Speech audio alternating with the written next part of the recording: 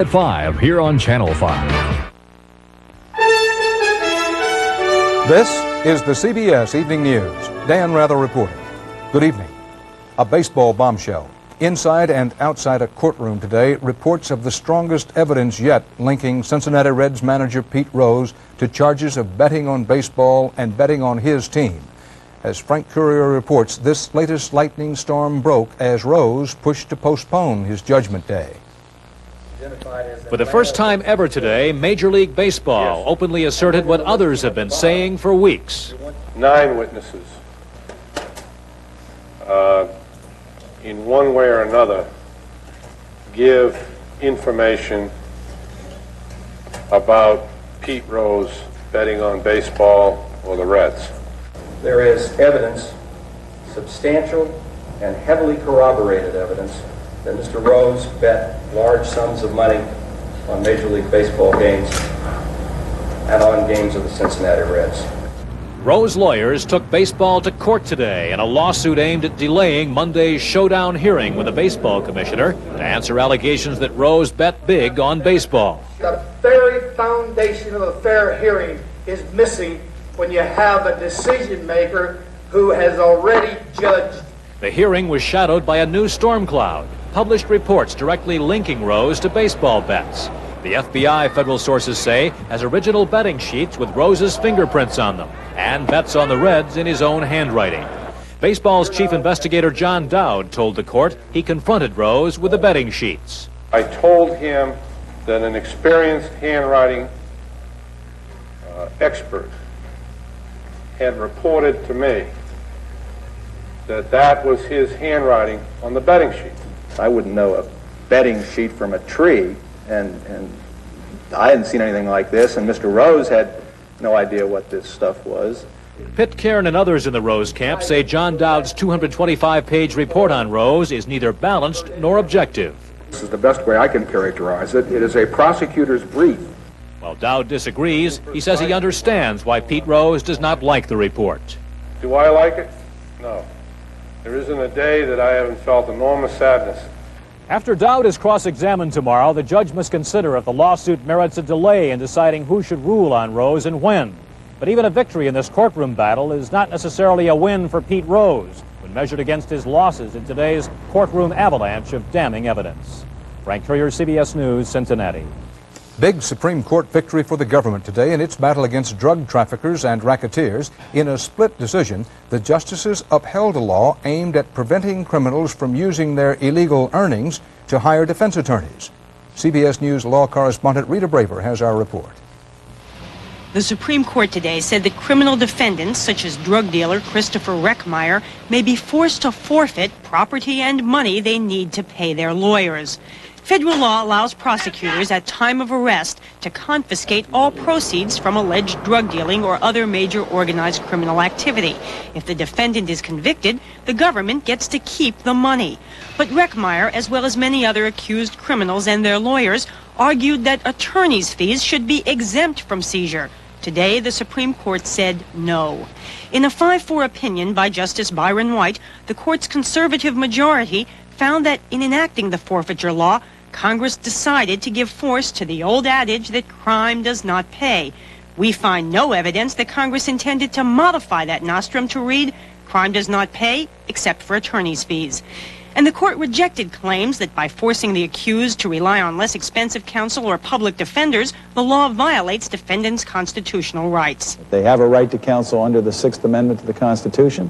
That right to counsel is preserved here. What they merely lose is the right to go first class. But the court's liberal wing, in an opinion by Justice Harry Blackmun, responded, it is unseemly and unjust for the government to beggar those it prosecutes in order to disable their defense at trial. This literally is punishment before trial, which prevents the fair trial and makes it more likely that the person is found guilty, which then justifies the seizure in the first place.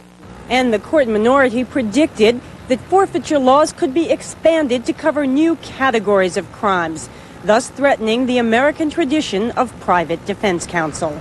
Rita Braver, CBS News, at the Supreme Court. President Bush came to New York today to talk up his national volunteer program to deal with America's social problems As White House correspondent Leslie Stahl reports, the president got an emotional look inside the world of drug abuse from young people who have lived its horrors and know its causes. How many of the kids here have lived on the street for more than 3 or 4 years? It isn't every day that runaway teenagers, former crack addicts, get to tell the President of the United States about life on the street, about selling drugs and stealing and prostitution. All I know how to do is sell a drug. That's all I know how to do. Yeah. I'm 18 going on 19. I never had a job a day in my life. Your brother got killed? He got shot in his heart with a 44 Magnum. And people are ignoring the fact that they're not only 18, 19 years old on the street, they're little bitty kids this tall out there on the street too. It isn't every day a president hears cries for help from people who know the dark side of life in America. It's hard to get good jobs that pay. Working at McDonald's, minimum wage, you can't get anything from that. We're funding every country that's got problems, except when you look down in the streets, there's all kids like us everywhere, and they're funding every place else. Little 10-year-olds and everything, they see what everybody else is doing. They say, well, my friend has a car, he knows all the ladies, and he has money all the time, and he's always partying. I want to do that. This is Covenant House in New York City, a shelter for runaway and abandoned children, a place where they can find hope. So what do you want to be now? What I want to be now? What do you want to do? What do you want to be? Got any hope? Yeah, I want a good job so I can get a house, a dog, a rabbit, a bird, and a baby. Today, after hearing from these kids, President Bush proposed using volunteers to help deal with drug abuse and homelessness, getting people involved in community service. He calls it his Points of Light initiative. Dan? Thank you, Leslie. Still to come on the CBS Evening News, our China report, Ray Brady on the crisis of quality in American manufacturing, and Bruce Morton on finding the German battleship Bismarck and perhaps changing history.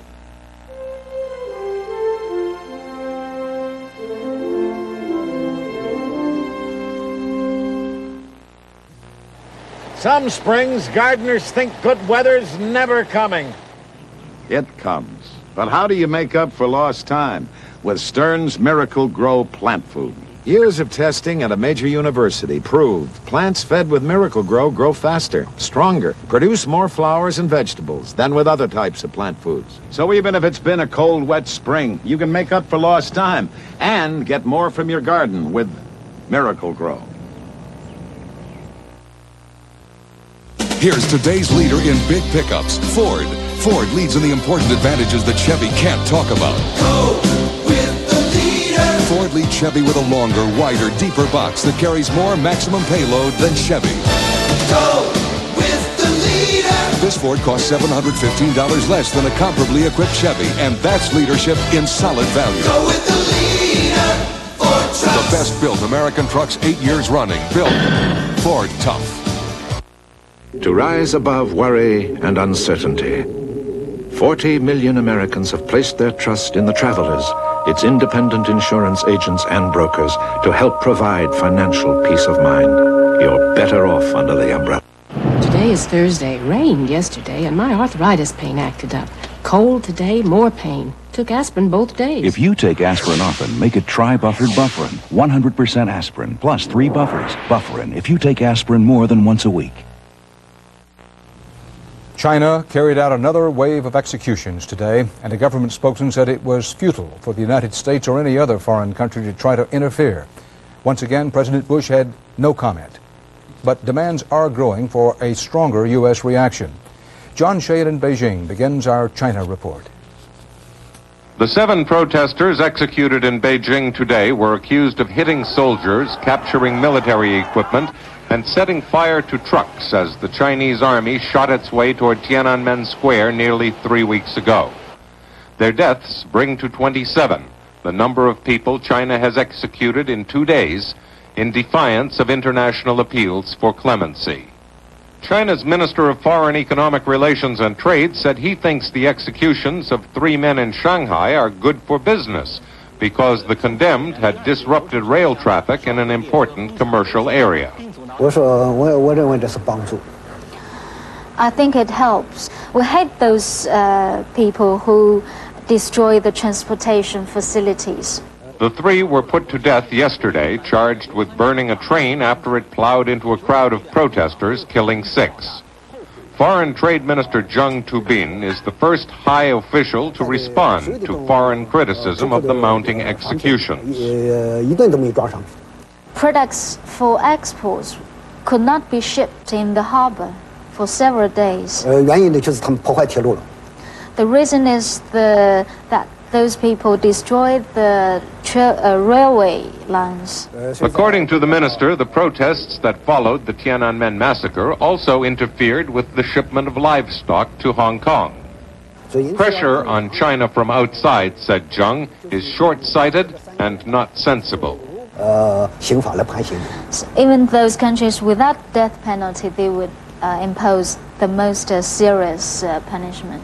Jung said that everything is back to normal and that American businessmen should now return. But under martial law, anyone who goes to his ministry to talk business will have to pass military guards with fixed bayonets. John Sheehan, CBS News, Beijing. From Vice President Quayle, the administration's toughest yet condemnation of China's crackdown. The American people are shocked and outraged by the recent executions in China. We urge the government in China in the strongest possible terms to end the executions now. Then a warning that both sides will lose if the U.S.-China relationship is allowed to deteriorate. Chinese leadership must judge where its strategic and economic interests lie.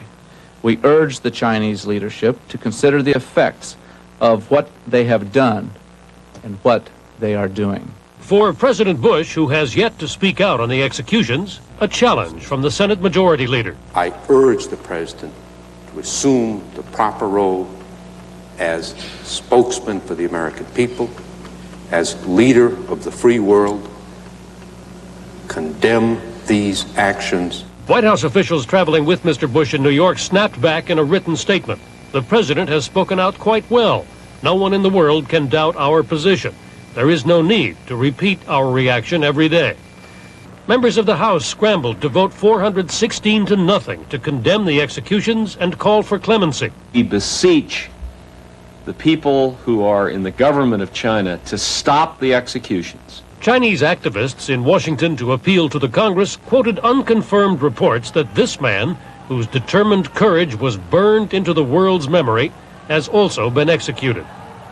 Testifying before the House Foreign Affairs Committee, Secretary of State Baker had a final word for the Chinese leadership. While they may be able to clear the square, they won't be able to clear their conscience.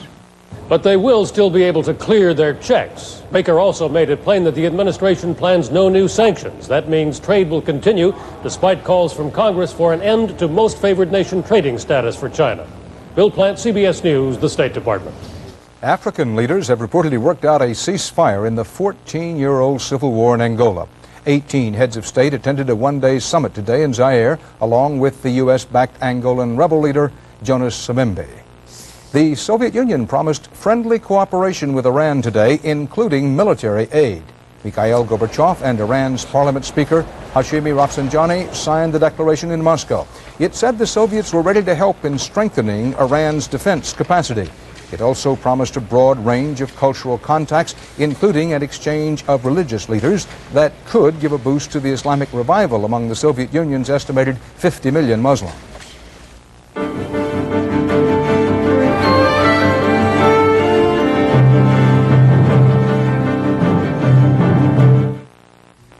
A recent test compared the Toyota Tercel stick shift, the Hyundai Excel stick shift, and the Subaru Justy automatic. But we made it just a little tougher on the Justy, because you don't have to shift the Justy, and its incredible ECVT automatic makes it accelerate and pass quicker than the Hyundai and the Toyota. Proof that Subaru can beat the competition with one arm and one leg tied behind its back. On your path to success, reach for America's strongest financial helping hand, Citicorp and Citibank. More American families own their own homes and attend college with our help, and more get what they want with MasterCard and Visa cards from Citibank than from any other company. We also serve millions of customers in every major marketplace worldwide. Citicorp, because Americans want to succeed, not just survive. This business may seem easy, but try doing this with minor arthritis pain. For years I took aspirin, but now there's Advil. It gives me hours of relief, yet it's gentler to my stomach than aspirin. Advil, advanced medicine for pain. Good friends and good food, but my stomach aches. My party, and my Lanta too. Double strength Mylanta 2 with nearly double the acid neutralizing power of any leading regular strength brand. Because my life takes my Lanta 2. An elderly American nun is in a hospital in El Salvador tonight with a gunshot wound in the head. 72-year-old Sister Mary Stanislaus Mackey runs a home for orphans of the Salvadoran Civil War. She was riding in a car last night when a man in a pickup truck fired a single bullet through the window. The attacker escaped. The motive is not known. In 1980, 4 American church women were raped and murdered by members of the Salvadoran National Guard in a case that led to a suspension of U.S. aid to El Salvador. In West Texas, along the Mexican border, a heat wave has been bearing down for a week and there's no relief in sight. The temperature is 100 degrees plus on both shores of the Rio Grande, El Paso in Texas and Juarez in Mexico. But as Scott Pelley reports, the effects of the heat are far worse on the Mexican side. He has no name and may not live to be christened. In the pediatric ward of Juarez General Hospital, heat is killing the children. Right now it's about 104. How can you work in this heat? We have to. It's a necessity. The air conditioning is broken. There is no money to fix it. Juarez General is an example of a growing medical crisis on the U.S. border. Mexican medical facilities are overrun by a booming population. Juarez has more than 1 million residents, but a fraction of the health care budget of neighboring El Paso. They have twice our population, 1/8 of our budget in terms of real dollars. Well, they live in a world of hurt. The world of the border changed quickly with the growth of new factories. The unemployed are drawn from throughout Mexico, often living in colonias, squalid boom towns for the poor, where a home is scratched from the earth. The colonias compound the hospital crisis because these are areas without sanitation, running water, or electricity. At Juarez General, the number of infant patients has doubled since last year, but the hospital budget has not increased in a decade. It's a battleground, and in the battleground you have to do what you can. The battle for the boy with no name continues against the assault of the heat. Already this month, 7 infants have died of dehydration. With no money for hospital expansion, the children of northern Mexico are likely to suffer through many summers to come. Scott Pelley, CBS News, Juarez, Mexico. In Washington today, the Senate approved a Democratic-backed child care program that would provide low-income parents with subsidies and tax credits. A White House-endorsed Republican alternative based largely on tax relief was rejected. Next up, Senate debate over proposed amendments. The House begins work on its own child care bill next week.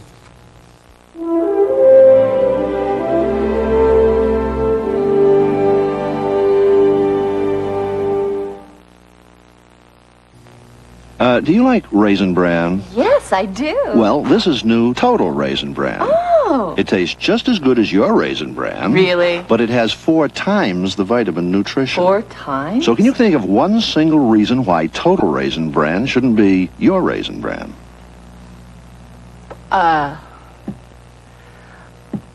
Just one. Waiting. Why can't they make a stronger flea collar? Someone has. Scratch X. Look, compared to Hearts and Sergeants, Scratch X has the power to kill twice as many fleas. Compare. All these collars kill fleas, but Scratch X has the power to kill twice as many fleas, since it's government approved to work twice as long. Yet Scratch X is safe for 3-month-old pets. Remember, compared to Hearts and Sergeants' 5-month collars, the Scratch X 11-month collar has the power to kill twice as many fleas. Just a sprinkle. A day helps keep odor away. Feel fresh with Shower to Shower. All our powders help keep you dry and smelling clean between showers. Have you had your sprinkle today? We've studied your mouth from every angle and created a toothbrush with a very special angle, the Reach toothbrush, with a dental angle designed to clean even back teeth better, to get your teeth 51% cleaner than the other leading brush. Reach for 51% cleaner teeth. The government today said the gross national product grew at a 4.4% annual rate in the year's first quarter. That's slightly better than previously believed, but the Commerce Department noted better than half the growth in the GNP reflected a rebound from last summer's drought, more a result of accounting methods than a measure of the economy. There is no sadder fact of economic life than the loss of American leadership in the international marketplace. Quality, a word once linked to Made in America, is now all too often associated with foreign products. CBS News business correspondent Ray Brady looks tonight at government and industry efforts to win back the consumer confidence American commerce once took for granted. Hit it. Like this? Doesn't break. World's only transistor portable in a non-breakable impact case. Guaranteed 5 years. It didn't break because it carried the proud label, Made in the USA. A label so respected for quality that Americans hardly ever bought anything else. About 2.5% of all cars sold last year were imported. But that was 1958. Last year, 30% of all cars sold in the U.S. were imports. And this year, while American car sales are falling, Japanese car sales keep rising. One reason, a perceived difference in quality. The car had no emergency brake when it was bought. I wasn't told that. I had to find that out for myself. I'm disappointed now. I would prefer that I had kept a foreign-made car, which I had experienced little problems with. I think U.S. manufacturing of automobiles is lousy. So more and more, consumers now feel that label, Made in the USA, means problems. We just bought it. If you wait a second, I'll be gladly to take it back there and find out what the situation is here. Okay? Shoddy products, poor service. American industry, in fact, is facing a crisis in quality. American consumers are beginning to ask themselves, am I getting my money's worth? It gets aggravating after a while when you go back for the same thing over and over and over and over for the same problem. If we don't change the way we do things, eventually it'll be that we consume nothing that is made here in the United States. Some economists think American consumers and manufacturers forgot about quality around the time of the soaring 60s. Then the motto was, if it doesn't work, throw it away. Buy another one. Robert Galvin, chairman of Motorola. Trying to improve U.S. products and win consumers back, Washington last year began offering annual quality awards to American companies. One winner, Motorola. It's the only U.S. company still making beepers. It even exports them to Japan. So Motorola understands the need for quality. Economists say most U.S. companies still don't. Only 3 won quality awards last year. This year, only 44 even entered the competition. How many companies are fanatically obsessed with making sure that every single customer is satisfied? How many? Maybe 0.5%? And that's the problem. Until that percentage rises, U.S. goods will keep losing out in the minds of consumers. Let me explain to you. Assembled in the USA of Japanese and U.S. components. I think that's what's wrong, probably. If it was assembled in Japan, I don't think we'd have these kind of problems. Ray Brady, CBS News, New York.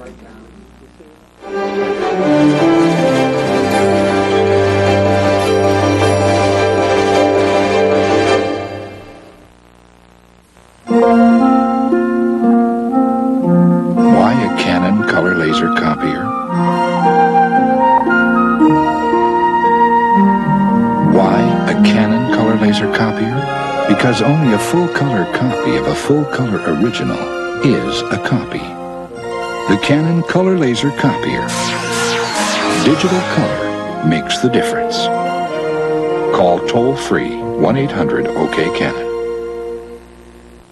Recently, the Surgeon General issued a report on nutrition and health. There's a significant relationship between the intake of saturated fats and diet-related heart diseases. It confirms something we suspect Kellogg's cornflakes lovers have known all along. To maintain a balance between caloric intake and energy expenditure. The report recommended foods low in fat and rich in complex carbohydrates. Cornflakes just happens to be one of those kinds of food. The epidemiological evidence is compelling. Kellogg's Cornflakes. Taste them again for the first time. Subaru apologizes to the residents of Casa Grande, Arizona, for driving the new Subaru Legacy 60,000 miles in 19 days for a new world record. If you're listening, Casa Grande, thank you. For the same calories in this, you could be enjoying this. This is low in fat, but so is Baskin-Robbins' new Low, Light, and Luscious with NutraSweet. It's sugar-free, 97% fat-free, 1/3 less calories than ice cream, and a taste that's all Baskin-Robbins. The question has tantalized naval historians since World War II. Did the British sink the Nazi battleship Bismarck in fierce battle, or did the Germans scuttle the ship? The answer seemed buried in the Bismarck's watery grave. But earlier this month, a scientist discovered and videotaped the wreckage. Today, he made public those pictures and his opinions. Bruce Morton reports. She was the pride of the Nazi Navy, the mightiest ship afloat. She began her maiden voyage in 1941, when Britain stood alone and German ships and submarines were savaging Allied convoys. In her first engagement, Bismarck took just 3 minutes to sink HMS Hood, the flagship of the Royal Navy. HMS Hood, largest warship in the British fleet and pride of the British Navy, has been sunk by the German battleship Bismarck. A furious Winston Churchill ordered, "Sink the Bismarck." I was surprised that we found it sitting upright proudly on the bottom and in one piece. Ballard and his team found the Bismarck 600 miles off the coast of France using the same robot submarine, the Argo, which he used to find the Titanic 4 years ago. The wood of the deck is still in good shape, the pictures show. You can see where British shells hit the armor plating and where the gun turrets used to be. They fell out as she sank. Ballard thinks the Germans scuttled her. The judgment was made by the commanding officer of the ship to literally sink the ship. Why proceed? We're just taking hundreds of hits and it's over. The British have always believed they sank her. They had chased her for days. These elderly biplanes got to her first, a torpedo which crippled her steering mechanism. Surface ships followed, gunfire, then more torpedoes. The camera couldn't see where they hit. Because where those torpedoes came in on the port and starboard side of the ship would be below the mudline. The Germans tried to scuttle her. The British tried to sink her. We may never know exactly what happened. Well, as we say, in the military, there's the fuzz of battle. And I'm sure that was very fuzzy right about then. They caught Bismarck and they prevented her getting home, and she finished her first voyage, her maiden voyage, on the bottom of the sea. And that is all the Royal Navy was concerned about. Good news for Churchill, too. The sinking of it came at the right moment for Churchill, because he was not really in trouble, but the war had gone badly for him. So she lies quiet now. Ballard and his team have no plans, they say, to disturb her. She lived for less than 2 years and has lain here for almost 50. Bruce Morton, CBS News, Washington. And that's the CBS Evening News. We hope you'll stay tuned to this station for an updated look at the abortion issue before the Supreme Court. That's on 48 Hours, tonight at 8, 7 Central. So stick here with us. Dan Rather. See you again soon.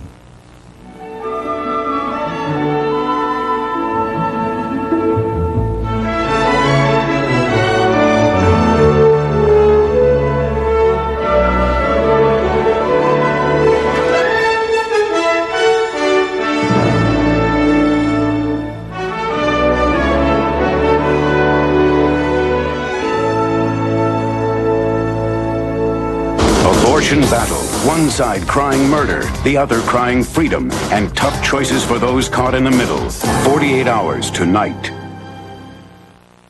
This is CBS.